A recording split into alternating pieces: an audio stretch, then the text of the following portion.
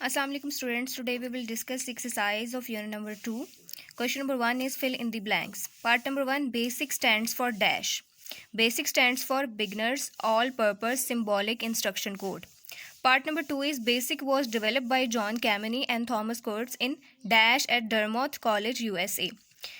Students, हमने chapter के एक स्टार्ट में बेसिक इंट्रोडक्शन में डिस्कस किया था. Basic was developed in 1963. Part number 3, GW basic shows dash message when loaded. GW basic shows okay message when loaded. जब भी GW बेसिक को लोड करते हैं तो ओके का मैसेज अपीयर होता है. Next, in dash mode the commands are executed as they are typed. Students, हमने डायरेक्ट मोड में डिस्कस किया था. जैसे ही कमांड्स टाइप करते हैं वैसे ही कमांड्स एग्जीक्यूट हो जाती हैं. यानी कमांड्स टाइप करने के बाद जैसे ही हम एंटर की प्रेस करते हैं फ़ौरन से वो कमांड एग्जीक्यूट हो जाती है. So in direct mode the commands are executed as they are typed. Part number 5 is every statement in a BASIC program is preceded by a dash. Students, हमने बेसिक प्रोग्राम का structure discuss किया था. हर एक statement से पहले एक line number होता है. Next, a GW basic program line can not have more than dash characters. Students, हमने GW बेसिक प्रोग्राम के स्ट्रक्चर में डिस्कस किया था कि एक लाइन में मैक्सिमम 255 करेक्टर्स हो सकते हैं. Next, there can be maximum dash lines in a GW basic program. Students, हमने रेंज डिस्कस की थी फॉर लाइन नंबर 0 से 65,529 है. The default extension of a GW basic program is BAS. The words which have predefined meaning in a programming language are called keywords, reserve words. Students, हमने discuss किया था ऐसे words जो पहले से ही basic में कोई मीनिंग रखते हैं. For example if then else, while, ये तमाम रिजर्व वर्ड्स हैं. इनको हम as a variable name use नहीं कर सकते. Next, dash is an example of a non executable statement. Remarks is an example of non executable statement, यानी कि ये एग्जीक्यूट नहीं होती. सिंपली हम प्रोग्राम को इंटरेक्टिव बनाने के लिए रिमार्क स्टेटमेंट यूज़ करते हैं in order to add lines. Question number 2 is choose the correct answer. Part number 1 is GW basic can operate in. Students, हमने डिस्कस किया था GW बेसिक के 2 मोड्स ऑफ ऑपरेशन है, direct, indirect. Option B is the right option, 2 modes. Next, the maximum length of a variable name in GW basic is. Option C is the right option, 40. Students, हमने topic rules for naming variables में discuss किया था. एक variable का name maximum 40 characters का होना चाहिए. Next, if 2 और more statements are written on a line they must be separated by a dash. Students, ये पॉइंट हमने structure of a BASIC program में डिस्कस किया था. अगर एक लाइन में एक से ज़्यादा स्टेटमेंट्स हैं then they must be separated by a colon. Option A is the right option. Next, part number 4, which of the following is a type declaration character for integer variables. Integer variables के लिए हमने एक table discuss किया था जिसमें $+CN $CN भी थे. तो इंटीजर्स के लिए हमने साइन देखा था परसेंटेज साइन यूज़ होता है. Next is which of the following operators has the highest precedence. Option A is the right option. Exponent की हाईएस्ट प्रायोरिटी है.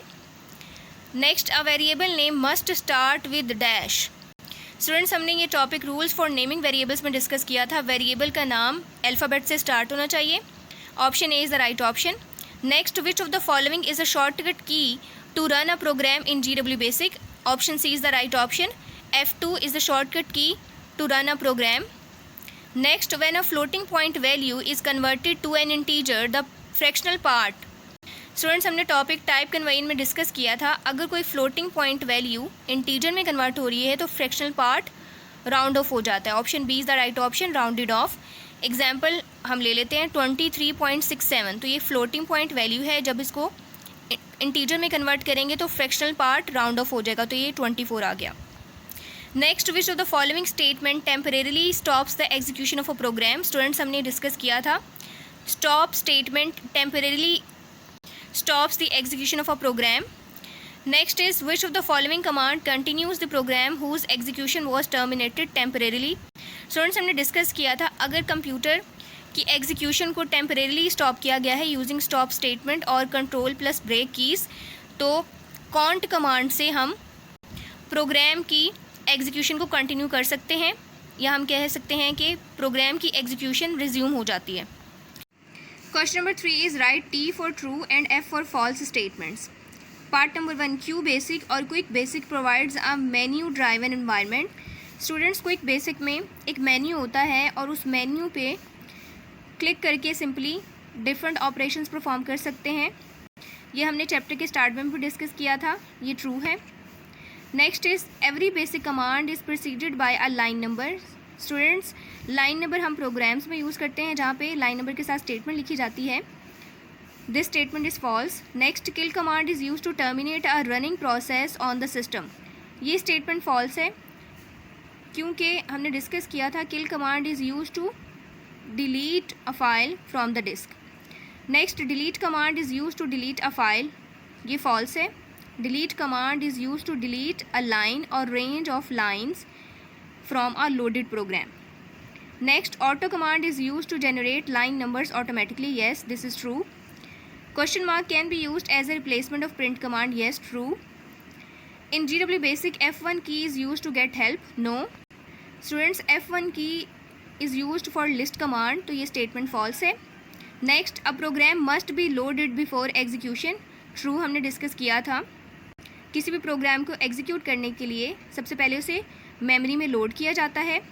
Next, read statement gets data through keyboard. False, हमने discuss किया था read data statement में. Read statement gets data from data statement. Last one is the value of a constant can not be changed during the program execution. Yes, this is true. Constants की वैल्यू change नहीं हो सकती. अगर इसकी comparison पे बात करें वेरिएबल्स की, तो वेरिएबल्स रिजर्व्ड मेमोरी लोकेशंस हैं जिनकी वैल्यूज़ चेंज हो सकती हैं. Next exercise question number 4. In how many modes GW basic can operate, discuss briefly. Answer is on page number 13. Students, page number 13 पे टॉपिक 2.2 मोड्स ऑफ ऑपरेशन ये mark कर लें question number 4 के answer के लिए एंड तक examples के साथ. Next question number 5. Describe rules of naming variables in GW basic. Answer is on page number 17. On page number 17, topic 2.7.1 complete rules for naming variables in basic. ये complete topic answer में आएगा. Next question number 6. What are type declaration characters? Explain their uses with examples. Answer is on page number 18. Page number 18 पे topic है 2.7.2 type declaration characters. यहाँ से लेकर यहाँ तक complete table आंसर के लिए मार्क करें. Next question number 7. Briefly describe the uses of arithmetic, logical and relational operators. Answer is on page number 28. Page number 28 पे टॉपिक 2.11 ऑपरेटर्स इन बेसिक. इसकी फर्दर टाइप्स में हैं अरिथमेटिक ऑपरेटर्स. यहाँ से answer mark करें operators in basic से.